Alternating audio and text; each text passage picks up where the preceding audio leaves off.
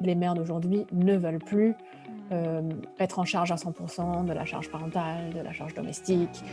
Il y a un vrai besoin de rééquilibrage dans les foyers. La manière d'éduquer va forcément être, imprégnée de tout ce qui a été vécu jusque-là.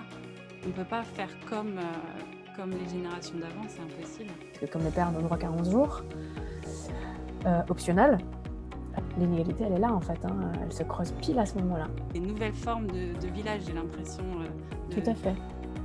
comment je pourrais créer là ce qui me manque, ce besoin de communauté, pour traverser, cette difficulté, ouais. C'est d'écouter ses enfants, d'écouter ce qu'ils nous disent, que ce soit avec leur corps, avec leur regard, avec leurs mots, avec leurs chansons, avec leurs rires, leurs histoires, leur silence.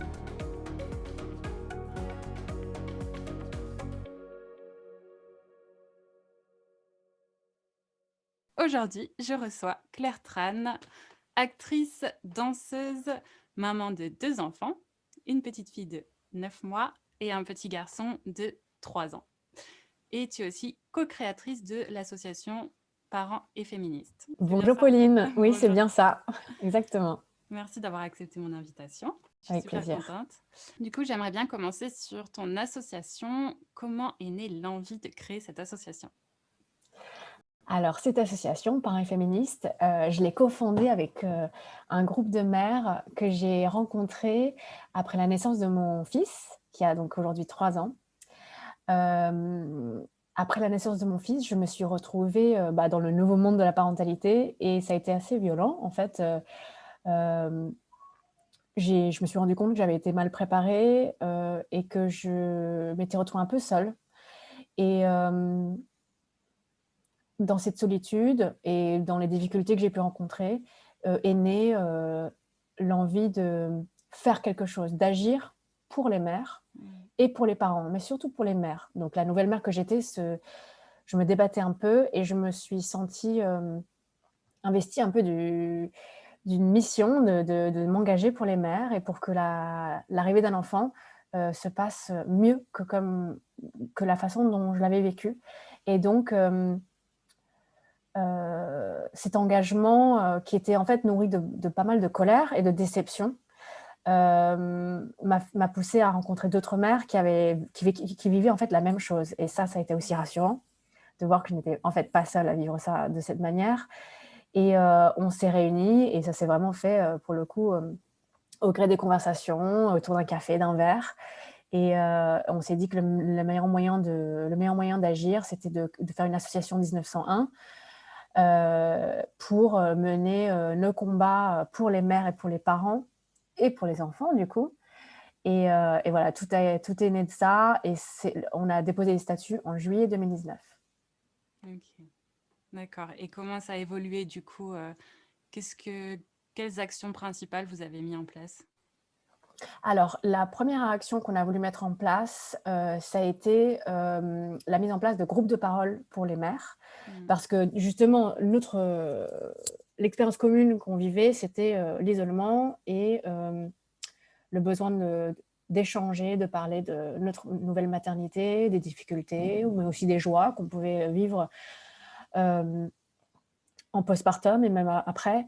Et donc, très vite, on a voulu à la fois répertorier enfin, une cartographie des groupes de parole existants en France, Mmh. parce qu'on s'est rendu compte qu'en fait, il existait des groupes de parole en France, mais on ne le savait pas. Et souvent, on rentre de la maternité chez nous et on se retrouve un peu seul et sans du tout ce genre de ressources. Donc, on a voulu mettre à disposition des mères, voilà, les ressources qui existaient, à savoir que il y a peut-être un groupe de parole près de chez toi, mais tu ne le sais pas. Donc, Mmh. on a mis ça en ligne et créé nous-mêmes notre propre groupe de parole. Et donc, l'association, est née, en Île-de-France, à Paris et aussi à Rennes. Donc on a commencé par des groupes à Paris et à Rennes et bon maintenant on a des membres un peu partout en France, donc on développe aussi des groupes de parole dans d'autres villes. Mais ça a été le premier, vraiment le pilier de notre asso, c'est ça, c'est le soutien à la parentalité et notamment aux mères. Donc pour libérer la parole autour du postpartum et autour de la parentalité. Et on a aussi développé d'autres axes, de notre engagement qui sont le plaidoyer, politique en Mmh. faveur d'une parentalité égalitaire et d'une enfance sans sexisme. Donc, on se bat pour un allongement du congé paternité et de son caractère obligatoire en France. Mmh. On se bat aussi beaucoup pour une éducation non sexiste et donc pour voilà, une prise de conscience globale et sociétale de l'inégalité qui existe dès la petite enfance, dès la crèche en fait, hein, et tout au long de la scolarité de nos enfants. Et il y a d'autres terrains aussi qui nous tiennent beaucoup à cœur, c'est-à-dire l'égalité femmes-hommes dans la cité, en fait, hein, dans la ville. Donc, on a fait un plaidoyer pour les municipales à l'époque des élections. Et puis, on a aussi fait un petit guide pour les nouvelles mairesses et les nouveaux maires. Donc, pas mal de travail au niveau local. Et un autre axe qu'on a mis en place, c'est tout ce qui est atelier de savoir, conférences, débats, et puis la communication via les réseaux sociaux. C'est-à-dire qu'on voulait faire circuler en fait la parole autour de la parentalité, qui est en France traditionnellement un peu reléguée au privé, donc on n'en parle pas. Et nous, on estime que la parentalité, c'est quelque chose qui est en fait central dans la société, c'est un sujet hyper important et qui touche tout le monde, puisqu'on est tous soit l'enfant de quelqu'un, soit le parent de quelqu'un, et aussi le parent de quelqu'un, et que la parentalité, en fait, elle devrait plus être cachée. C'est quelque chose dont on devrait parler librement, et, euh, et d'autant plus avec pour nous, le prisme du genre à travers la parentalité est hyper important. Donc, on, on essaye de mettre en place des conférences avec des expertes féministes sur des sujets liés à la parentalité, et à travers les réseaux sociaux, de faire de la sensibilisation, de la pédagogie sur des sujets qui nous tiennent vraiment à cœur pour que, la conversation ait lieu, en fait, tout simplement. Voilà. Waouh, bah dis donc, quel boulot, Tout un tout ce que programme. vous avez fait. Ouais, ouais, ouais, ouais.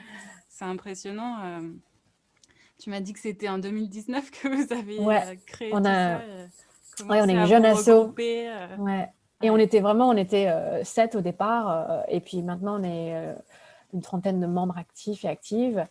Je précise qu'on est une asso mixte, donc il y a à la fois des hommes et des femmes, des pères, des mères, des non-parents aussi. On s'est rendu compte qu'il y avait un vrai intérêt des jeunes parents aujourd'hui pour la chose, à la fois l'éducation non sexiste, comment faire pour que les enfants d'aujourd'hui deviennent des citoyens de demain féministes et, euh, et voilà, et tolérants.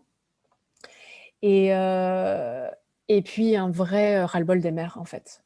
C'est vraiment, je crois qu'aujourd'hui, et je le constate dans mon entourage, les mères d'aujourd'hui ne veulent plus être en charge à 100% de la charge parentale, de la charge domestique.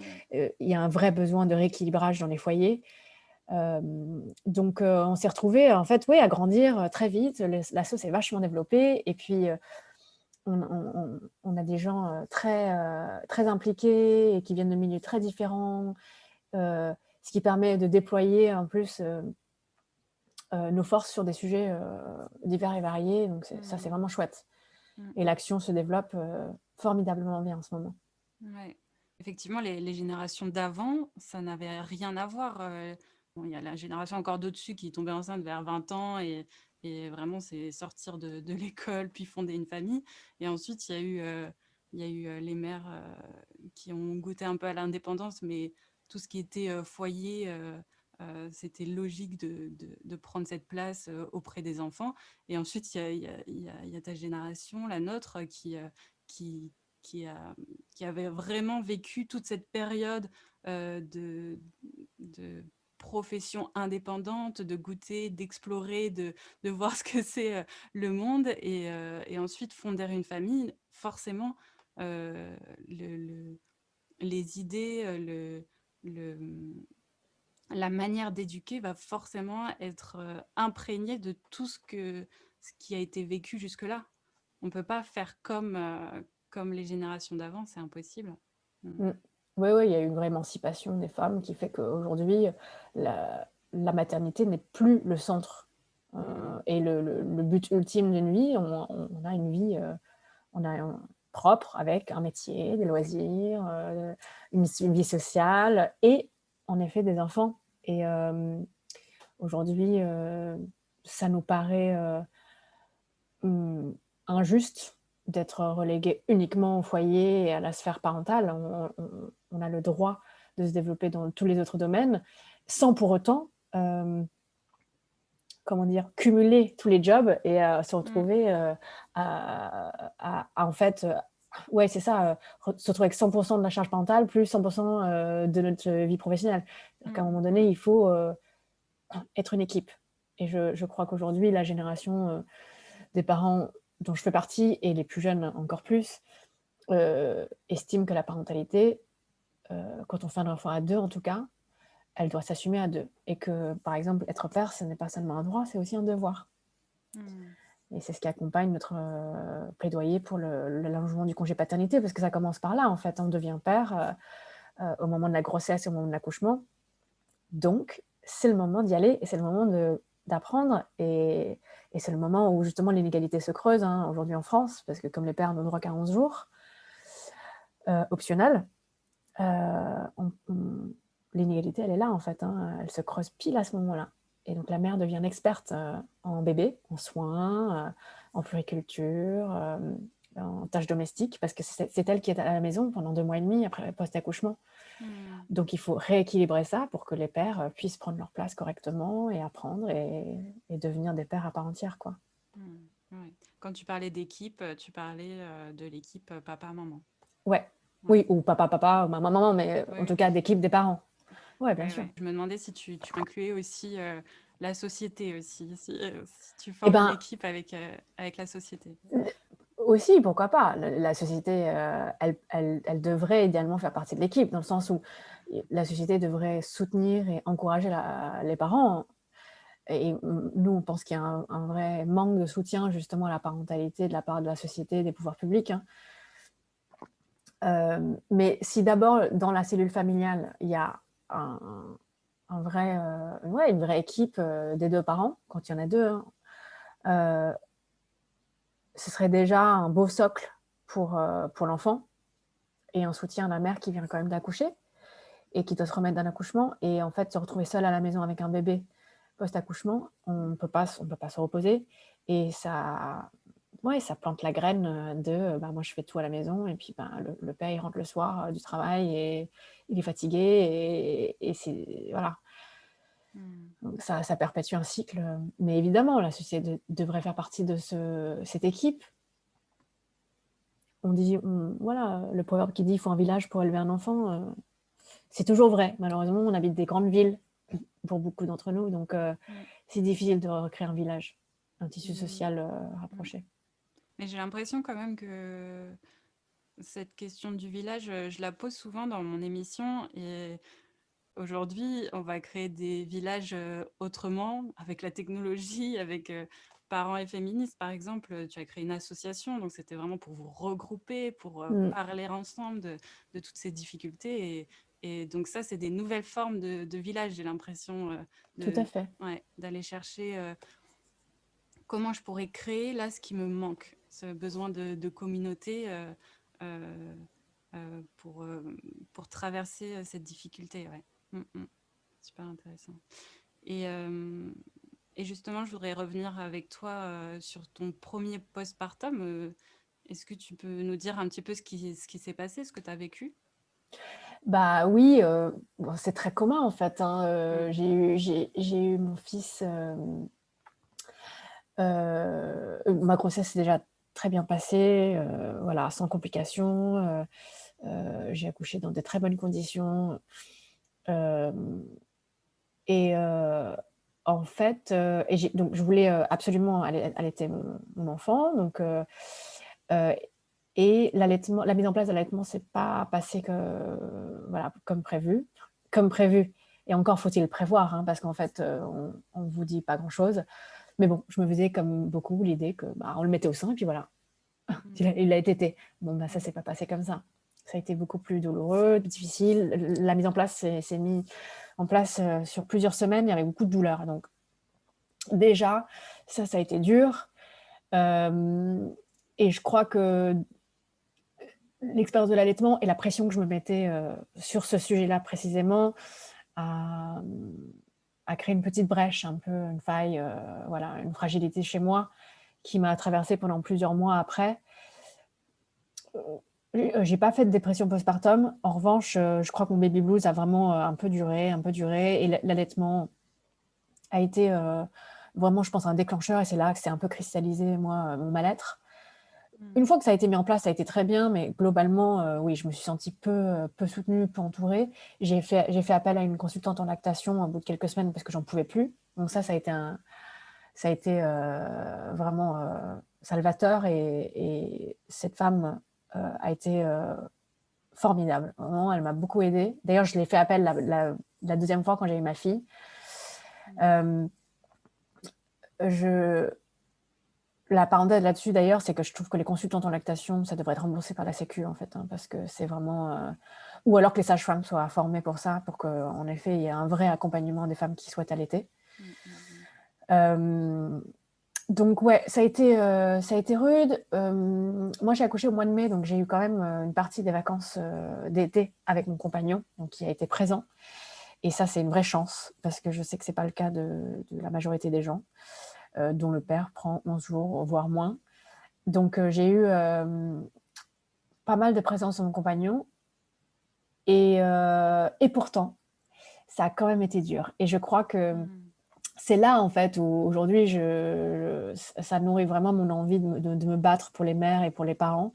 C'est que même à 2, c'est dur et heu et donc il faut à un moment donné, le dire, libérer la parole autour de ça pour que les parents puissent se préparer, mais aussi, je crois, enlever la pression aussi qu'on met beaucoup aux mères, heu, sur les attentes que la société a, la mère devrait faire ci, plus ceci, plus cela, être ceci, être cela. Et toutes ces injonctions, elles pèsent énormément. Et moi, ça m'a beaucoup pesé justement. Bah, moi, j'ai cristallisé sur l'allaitement, mais d'autres, ça va être sur le sommeil, ou sur le poids du bébé, ou sur ceci, cela. Euh, ça a été, ça a été un peu la grande aventure, parce que c'était mon premier enfant, et en fait, je ne savais pas du tout à quelle sauce j'allais être mangée. L'une des choses qui m'a aussi frappée, c'est que j'ai vécu, oui, une déception, en fait, de voir que mon couple, que je croyais en fait assez moderne et égalitaire, ne l'était pas tant que ça. Et, donc cette déception a nourri une certaine colère qui ensuite nourrit mon engagement militant. On se rend compte, on croit être une femme libre, indépendante, féministe et dans un couple égalitaire. Et en fait, on se rend compte que en fait, l'arrivée de l'enfant casse tout ce qu'on croyait être mis en place et tout ce qu'on croyait exister. Et nous remet dans une place en fait, assez archaïque et hem et que malgré moi, bah, en fait, j'alimentais aussi un peu ça et je crois que l'allaitement aussi a été, à cet égard, un peu parfois enfermant, puisque j'étais la seule à pouvoir nourrir mon enfant et c'était mon choix, je me suis retrouvée aussi un peu enfermée dans ce truc-là. C'est Est-ce les que paradoxes de la ouais, maternité. ouais, ouais, ouais. Mais est-ce que tu t'es dit, il y a d'autres endroits où c'est possible? Est-ce que tu t'es raccroché à, par exemple, les pays scandinaves où tu t'es dit que les hommes prenaient un peu plus de place? Où est-ce que tu es allé chercher des modèles ou alors tu as créé quelque chose dans ta tête ou je sais pas? Et bah, à l'époque, non, je savais même pas ce qui se passait dans les pays nordiques parce qu'étant nouvelle mère, Mmh, je m'étais pas du tout renseignée, en amont. mmh, J'étais vraiment dans la découverte totale, dans une candeur par rapport à tout ce qui m'arrivait. C'est justement en me disant: «OK, il y a quelque chose qui va pas, ça me convient pas, je me sens pas à ma place, je suis enfermée dans quelque chose qui ne correspond pas du tout à mes principes, de vie et je vis un mal-être» et là, à partir de là, j'ai commencé à me renseigner, notamment à lire des livres, féministes, à écouter des podcasts féministes et c'est là que j'ai découvert qu'en effet, il y avait, d'autres modèles et encore, je crois que c'est pas tellement ces modèles-là qui m'ont inspirée. Ce qui m'a mmh, inspirée, c'est de rencontrer d'autres femmes qui me disaient: «Non mais oui, ça peut pas rester comme ça, il faut qu'on fasse quelque chose». Donc c'était plus en effet comme tu dis, je crois que j'ai imaginé autre chose. J'ai imaginé que ça pourrait être autrement. sans pour autant me dire: «Ah oui, là, en Norvège, ils ont tant de semaines de congés à partager, machin». Là, maintenant, je le sais parce que je me suis renseignée depuis, mais sur mon premier postpartum, j'étais plus dans le refus de la réalité Mmh. et dans l'envie de le changer, sans avoir de modèle précis. Et qu'est-ce que disent les hommes dans votre association? Les hommes de l'association, alors ce sont tous des pères et ils sont, eux, leur engagement se porte beaucoup sur le congé paternité. Ce sont des pères très engagés qui ont soit, heu, pour la plupart, pris un congé parental pour s'occuper de leurs enfants. Donc ils ont l'expérience d'avoir, été avec leurs enfants en bas âge longtemps, toute la journée et dans une expérience, voilà, totale, et qui, défendent, bah, la place du père, à égalité avec les mères et une reconnaissance, en fait, de ça, de la parentalité, à part entière. Donc voilà, ils rentrent par la porte du congé paternité, la défense d'un meilleur congé parental Mmh. et hem bah, quand on rentre chez Parents féministes, un des présupposés, c'est qu'on est féministe. Donc ce sont nos alliés féministes, en tout cas, ils adhèrent, aux valeurs de l'asso, et hem et on parle ouais, on parle de tout ça, on parle beaucoup d'éducation non sexiste parce que c'est des pères qui sont engagés et qui ont notamment, il y en a qui ont des filles, par exemple, et qui sont très attachés au fait que voilà, on doit changer, la façon dont on éduque les enfants pour que ne se reproduisent pas justement les biais sexistes, et les inégalités. Mmh. OK. Comment s'est passé du coup ton deuxième postpartum? Est-ce que il y a eu une différence avec ton premier? Oui, ça s'est mieux passé parce que déjà je savais un peu ce qu'il allait arriver. Mmh. Je m'étais beaucoup renseignée et puis j'étais quand même plus tranquille parce que l'ayant déjà vécu, même si c'était un gros challenge, je savais que j'en étais capable Mmh. et j'étais aussi mieux entourée parce que j'avais déjà, bon, j'avais sensibilisé mon conjoint aux attentes que j'avais à son Mmh. égard. Je Ouais. lui ai dit: «Voilà, il faut que tu sois présent, plus présent que la dernière fois. J'ai besoin de toi, je veux qu'on soit une équipe» Mmh. et en plus, quand on a un deuxième, il faut bien se dire qu'il y a le premier qui est là et il faut s'en Mmh occuper mh. aussi. Donc on s'est aussi dit qu'en tant qu'équipe, on allait beaucoup se répartir entre les 2 enfants. C'est-à-dire qu'il a aussi passé beaucoup de temps avec notre fils, quand moi j'étais, avec notre fille. Mais ça s'est mieux passé. Bon, alors il faut savoir aussi qu'on était en période covid et avec des confinements et on a beaucoup été ensemble en fait, et on a pu nous se confiner à la campagne, ce qui était très agréable. OK. Donc ça a adouci quand même la période d'être Mmh, en mmh, famille, mmh, mmh. ensemble, à la campagne et puis j'avais voilà, j'avais le soutien de femmes autour de moi que j'avais sollicité, et ouais, j'étais mieux préparée. Mmh mh. Tu avais plus de bagages. Ouais. Ouais, Mmh mh. Et le confinement a été plutôt positif pour vous, dans la oui, cellule, plutôt, oui. familiale, ouais. Ouais. OK. Et je voulais revenir aussi sur, les injonctions de la mère parfaite. Mmh. Est-ce que, tu en es libérée? Est-ce que, si oui, comment tu as fait? Non, je ne m'en suis pas libérée totalement, je te rassure. D'accord. Je sais pas si on s'en libère totalement. C'est tellement ancré quand même dans nos mentalités.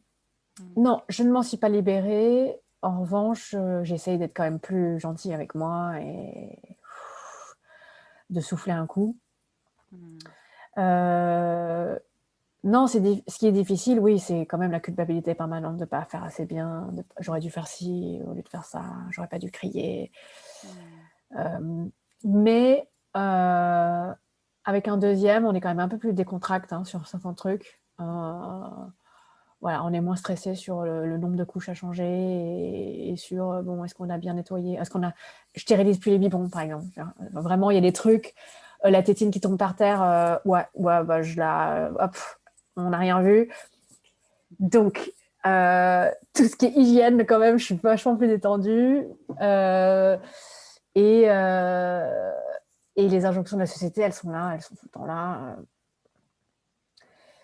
Mais on apprend à vivre avec. Et puis le fait d'avoir l'assaut et de pouvoir en parler, ça me permet de... C'est un peu la catharsis. Ça me permet quand même de sortir le truc et de prendre un peu de distance. Et puis le fait tout simplement de pouvoir râler, de dire j'en ai marre, j'ai l'impression d'être nulle. Et puis voilà, d'avoir des gens autour de moi qui me disent mais non, mais tu fais ce que tu peux. Et de moi pouvoir le dire à d'autres mères, de pouvoir dire à d'autres gens autour de moi, mais t'es la meilleure mère que tu puisses être et tu fais ce que tu peux et c'est déjà génial. Donc je dirais que ouais, je fais ce que je peux. Ouais. C'est d'ailleurs un slogan, je crois, sur votre site internet, Ouais, comme on comme on veut, veut, comme comme on on peut. peut. Ouais, Ouais, exactement. ouais. Mais c'est intéressant, t'as fait t'as différencié les injonctions internes que tu avais toi et celles de la société. C'est vrai que moi, je me posais la question, justement, les parents, quand on parle d'injonction, bah, peut y avoir ces petites phrases qui viennent de l'extérieur, qui sont un peu dures à entendre, mais finalement, j'ai l'impression que ce qui est le plus dur, c'est ce qu'il y a à l'intérieur, quoi. Ces injonctions ou des conflits internes où on aimerait être parfait. En fait, on n'est pas parfait parce que c'est la vie, on vit avec ce qu'il y a devant nous, quoi. Mm. Et ouais. Est-ce que toi, tu as l'impression que finalement, ces injonctions internes, elles peuvent être parfois plus dures que les injonctions qui viennent de l'extérieur? Oui, parfois. Parfois, les exigences qu'on a vis-à-vis de nous-mêmes sont intenables et extrêmement douloureuses, difficiles à vivre. Hein. Ouais, Hmm. ouais. Parce que les injonctions de la société, en plus, moi, j'ai un peu de recul parce que je suis militante, donc je les pointe du doigt. Euh, Tu dois allaiter, mais pas trop longtemps, ça doit être exclusif, ça doit être cela, les petits pots, ça doit être du bio. Enfin, les injonctions de la société, on les connaît. Hmm. Et d'une certaine façon, bon, maintenant, j'arrive plus ou moins à faire la part des choses. Mais les injonctions, en effet, qu'on se met à soi-même, Hmm. elles sont pour la plupart irrationnelles parce qu'elles viennent de nos propres failles, de notre propre éducation. Euh, donc, non, celles-ci, elles sont plus dures à cuire et du coup, on se débat un peu avec nous-mêmes, quoi. Et puis parfois, c'est des injonctions, justement, dont on a du mal à parler avec d'autres. Hmm. Hmm. Ouais. À Tu vois, par partager. exemple, pour te parler d'un exemple concret et qui va te parler, et c'est... moi, j'avais vachement à cœur de masser mon bébé. Parce que j'ai beaucoup massé mon fils, Isidore. Parce que Hmm. j'avais fait un petit atelier massage et je le massais après le bain. Et je prenais beaucoup de soin à faire le même rituel toujours, etc. Et je savais que c'était bon pour lui, mais c'était bon pour moi. C'était un moment de détente.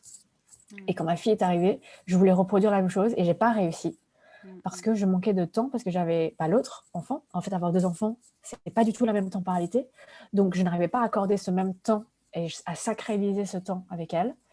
J'ai pas Hmm. réussi à suivre parce que toi, tu fais des petits ateliers en ligne, tu as des petits tutos. J'ai pas réussi à suivre tes tutos, à prendre le temps pour les lire, les regarder, les mettre Ouais. en place. Hmm. Hmm. Hmm. Et en plus de ça, ma fille n'appréciait pas beaucoup, en fait, de toute façon que je la masse. Parce que c'est une personne différente de mon fils, en fait, et que bah, ça, Hmm. j'avais pas anticipé que peut-être qu'elle n'aimerait pas beaucoup les massages. Et je m'en suis vachement voulu, et je me suis, encore aujourd'hui, je m'en veux, je me dis, mais j'aurais dû mettre en place des massages, Hmm. Hmm. Hmm. où je devrais recommencer, etc. Et bah, ça m'embête. Et tu vois, c'est la première fois que j'en parle. Ouais, ouais, ouais. Mm. Ouais, c'est un peu comme une to-do list où tu n'aurais pas coché la case et du coup, tu gardes ça en tête, c'est encore sur la to-do list et Ouais, ouais, ouais, ouais, ça reste longtemps, ouais. Ouais, ouais. Faudrait, euh, faudrait avoir plus de gomme c'est pour ça. gommer les petits trucs. Oui, voilà. Et puis si c'est Voilà, et pas fait, puis, bah, ouais, elle va très bien. Et mm, on passe à autre chose, en fait. voilà, c'est Mais ça. malheureusement, ça reste toujours un peu là, dans Si le coin de ma l'enfant va tête. bien et puis ça se trouve, et puis j'en doute pas, tu as passé des moments avec elle de qualité, Et oui, on fait autre chose, en reportage, fait. vous avez fait d'autres choses, ouais. Absolument. Ça marche. Mm. Et on parle beaucoup des difficultés, mais moi j'aimerais bien savoir aussi qu'est-ce que ça t'a apporté d'avoir des enfants dans ta vie. Ah bah, ça m'apporte beaucoup. Ça m'apporte d'abord beaucoup de joie. Ouais. Ça m'apporte... mes enfants, ce sont des soleils. Vraiment, le matin, je me lève. ça change tout. C'est tout d'un coup une lumière sur ma vie et sur moi dont je ne peux plus me passer et ça, je pense qu'ils font de moi une personne meilleure, ça c'est sûr. Beaucoup de joie et beaucoup de rire. Voilà, ça c'est des choses très positives et j'apprends plein de choses sur moi grâce à mes enfants. Et ouais, et ils me font, ouais, ils m'obligent à devenir meilleure chaque jour en fait. Autre chose qu'ils m'apportent, c'est ils m'apportent du recul sur les choses. C'est-à-dire que d'avoir des enfants, moi, ça me permet de relativiser sur d'autres sujets qui avant me paraissaient très importants. Ouais, et en fait, avoir des enfants, ça me permet voilà, de mettre les choses à leur place, à leur juste place, parce que ma priorité, ce sera toujours mes enfants. Et donc, les choses qui, avant, pouvaient me parasiter parce que je les trouvais importants, et en fait, c'était des choses qui prenaient trop de place dans ma vie, eh ben, j'arrive à les mettre plus à distance. C'est apaisant. Très bien. Ok. Je voulais revenir aussi sur ton parcours professionnel pour parler un peu de ce côté-là. Tu as été danseuse, actrice, je ne sais pas ce que tu fais aujourd'hui. Est-ce que tu peux revenir un peu sur tes dernières années dans tes Oui, études bah, artistiques? j'étais en effet danseuse, c'était mon premier métier. J'ai étudié au conservatoire, j'étais danseuse contemporaine et je travaillais dans des compagnies de danse. Et ensuite, bah, j'ai senti le besoin de faire autre chose. À un moment donné, dans ma vingtaine, d'ailleurs, j'ai toujours adoré jouer. Et donc, en fait, je me suis dirigée vers des cours de théâtre. J'ai refait une formation en me disant, mais de toute façon, danser et jouer, dans le fond, c'est la même chose. C'est être interprète de quelque chose, c'est exprimer des sentiments et des histoires, c'est raconter quelque chose. Donc, c'était un peu une transition naturelle. Et, donc, j'ai commencé à jouer dans des films. Et puis, petit à petit, j'ai arrêté la danse. Aujourd'hui, je suis comédienne et je fais ça uniquement. Et je joue dans des films essentiellement, dans des séries télé. Et voilà. Et du coup, tu as arrêté complètement la danse ou est-ce que, est-ce que ça reste? Est-ce que tu continues à danser chez toi de temps en temps? Ah non, je danse jamais chez moi. Ouais. Non, je danse jamais chez moi. Je danse, parfois, ça m'arrive de redanser, évidemment. J'ai pas totalement arrêté. Je pense que c'est difficile d'arrêter totalement. Et je serai toujours danseuse au fond de moi. Mais je cherche pas activement à danser. Je cherche pas, voilà, à rentrer en contact avec les chorégraphes. C'est vraiment une autre partie de ma vie, ça, c'est fini. Mais ça m'arrive qu'on me propose des projets en tant que danseuse et je les choisis bien. Et quand je les fais avec grand plaisir. Mais c'est vrai que ça appartient à une autre partie de ma vie. Et c'est pas ce que je développe principalement.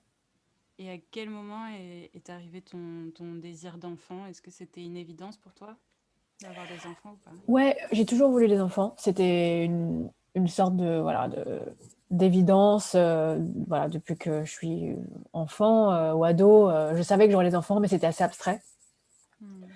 Et puis en tant que danseuse, ensuite, je repoussais dans le sens où, bah, voilà, 20 ans, 25 ans, c'était pas du tout à l'ordre du jour.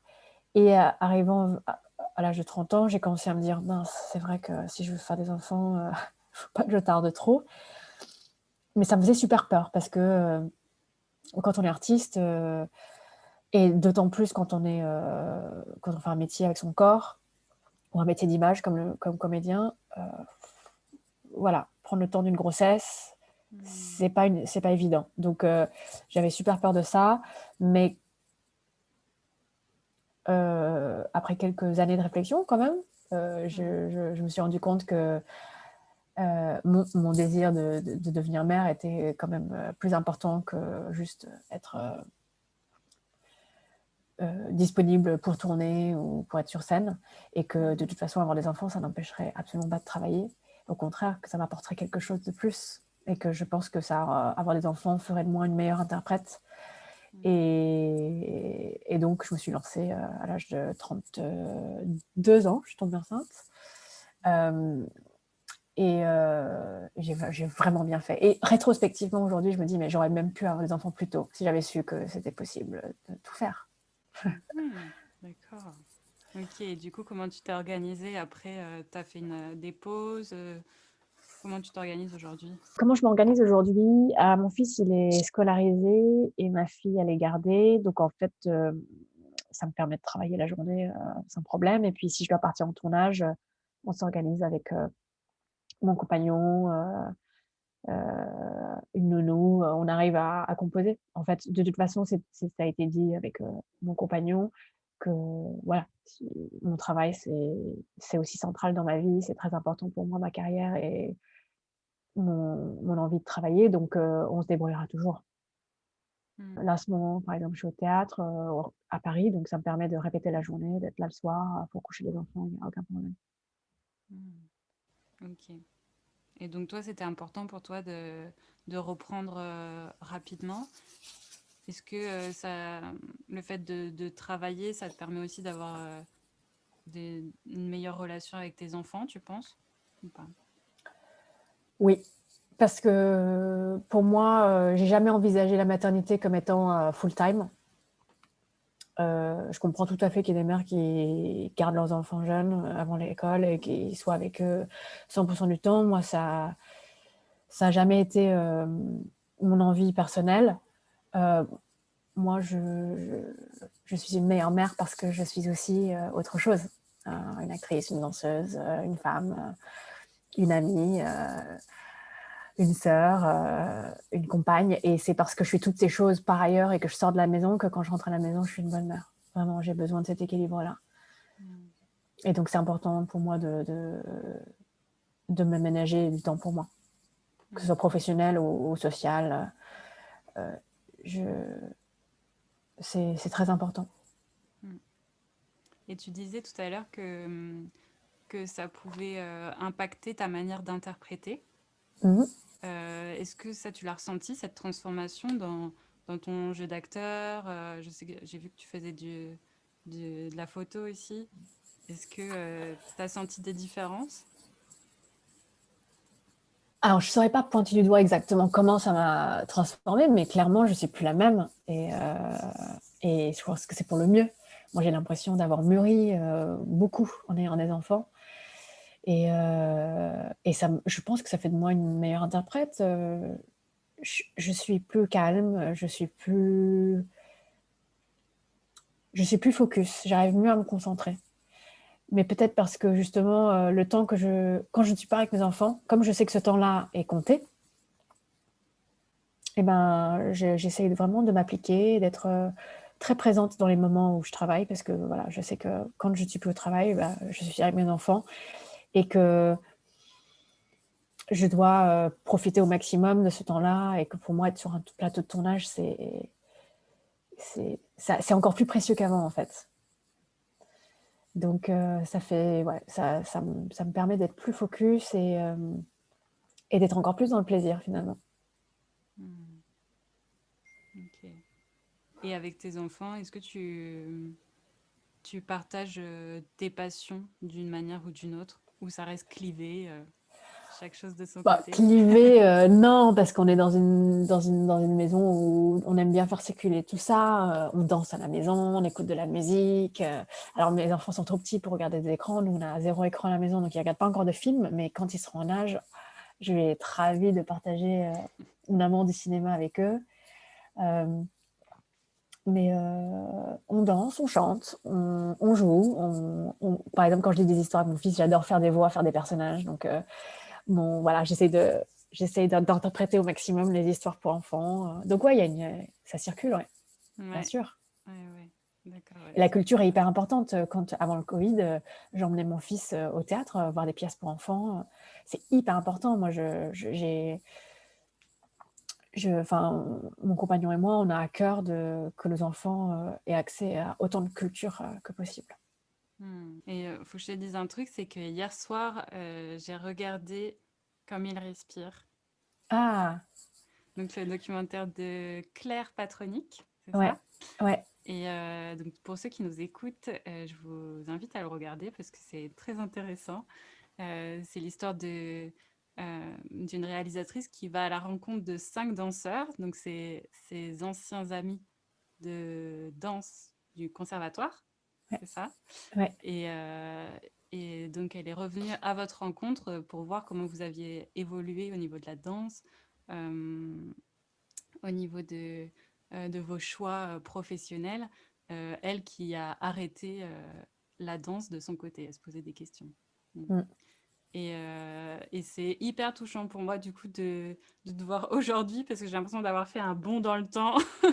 Ah J'ai ouais, l'impression ouais. d'avoir pris une machine à remonter le temps et d'être arrivée là aujourd'hui dans ta période de vie en Ouais. ce moment. Donc, c'est vachement intéressant. En plus, à la fin du documentaire, à un moment donné, tu parles de ton désir d'enfant. Et voilà où tu en es arrivé aujourd'hui. Donc, c'est un très beau documentaire d'ailleurs, hein. Ouais. Ouais, ouais, j'étais ravie de participer à ce documentaire, qui m'a beaucoup apporté à l'époque, Mm. c'était justement on a tourné ça en 2013 et c'était une époque où, je me posais beaucoup de questions justement sur la maternité. C'était une période de transition véritablement où je passais de mon désir de danseuse à mon désir d'actrice. Mm. J'étais sur le spectacle avec Jacques Gamblin, donc j'étais déjà dans un désir d'autre chose. Et puis, en effet, je, j'étais en train de muer, en fait, véritablement. Et je pense que ça se sent dans le documentaire. Et je suis Mm. très reconnaissante qu'elle m'ait filmé à cette époque-là de ma vie, en fait. Mm. Mm.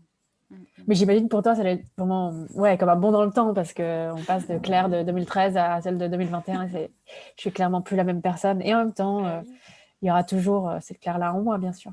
ouais, ouais, ouais, c'est ça, ouais. Mm. Je vais poser une dernière question. Toi, pour toi, qu'est-ce qui est le plus important pour avoir une relation saine avec ses enfants? Ah, the question. Question surprise, bonus. Alors, il n'y a pas une chose. Je vais répondre en petit 1, petit 2, petit 3. Petit 1, je dirais, euh, euh, je pense que la chose la plus importante, c'est d'être à l'écoute. C'est d'écouter ses enfants, d'écouter ce qu'ils nous disent, que ce soit avec leur corps, avec leur regard, avec leurs mots, avec leurs chansons, avec leurs rires, leurs histoires, leur silence. La première chose, c'est d'écouter véritablement les enfants et de les prendre au sérieux. Ce sont des petits êtres humains, hein, c'est pas autre chose. C'est vraiment, ils ont leur personnalité, leurs envies, leurs désirs, leurs frustrations, leurs peurs. Il faut vraiment être à l'écoute de ça. Et d'ailleurs, ce qui m'a vachement aidé à revenir à cette réflexion, c'est l'aptonomie. On a fait de l'aptonomie, nous, pendant la grossesse et après. Mm. Et dès le 5e mois de grossesse, en fait, à travers le toucher, on était déjà à l'écoute de ce petit bébé dans mon ventre et qui nous disait déjà des choses. Et on a pu établir une communication avec ce bébé, avec ces bébés, parce qu'on a eu 2. Mais l'aptonomie m'a vraiment amenée à cette conclusion que la relation, ça commence par l'écoute. Petit 2, je dirais, une bonne relation, c'est ne jamais mentir aux enfants. Mhm. Voilà. Ne jamais leur mentir et leur dire la vérité, qui sont 2 choses différentes. Donc, bah, nous, on essaye de dialoguer au maximum et de vraiment dire les choses. Et Mm. avec des mots qu'ils peuvent comprendre, mais leur dire. Et même à un bébé qui ne sait pas parler, lui dire, voilà, aujourd'hui il se passe ça, ou je me sens comme ça aujourd'hui, voilà. Et pouvoir les inclure dans la prise de parole, pour que eux plus tard puissent aussi tout nous dire et nous expliquer comme ce qu'ils ressentent. Donc Mm. voilà, donc il y a ça, il y a voilà, ne pas leur mentir, leur dire la vérité. Et puis troisièmement, j'ai envie de rajouter le rire, le jeu, la rigolade, voilà, voilà. Moi, ce que j'adore dans ma maison, c'est quand ça rigole et que c'est ludique et qu'on s'amuse. Voilà. Je trouve qu'en plus, l'enfance, c'est quand même un moment privilégié pour s'amuser et qu'après, adulte, on a quand même peu le temps de s'amuser. Donc, j'en profite Et c'est ce qui rend les choses assez merveilleuses, quoi. Et Mmh. j'ai des enfants qui sont souriants et rieurs et pleins de joie et j'ai envie de cultiver ça. Mmh. Génial, waouh! Tout un Super ces programme 3 encore. points. Je suis très contente Merci. que les mes invités s'autorisent à en dire plus qu'1 point. Ah Comme bah ouais, ça, on c'est a le trop droit à dur. des beaux, des beaux témoignages, des beaux, ouais, des belles choses.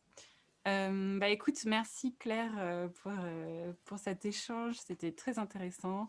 Ah, merci à toi, Hem, Pauline. ouais, vraiment, super chouette et trop drôle d'avoir fait ce bond dans le temps, avec toi et d'être arrivée à la Claire d'aujourd'hui, vraiment, Ah bah, du coup, tu me trop connais bien. bien. Ouais, ça y est. Merci d'avoir regardé l'émission Nos liens. N'hésitez pas à vous abonner et à activer la cloche pour suivre les prochains épisodes. Pour soutenir Nos liens, l'émission qui repense la relation à soi, aux enfants, aux autres, vous pouvez en devenir le mécène pour quelques euros par mois en vous abonnant à mon profil Patreon. Je vous mets le lien dans la barre de description et on se retrouve la semaine prochaine pour un nouvel épisode. À bientôt!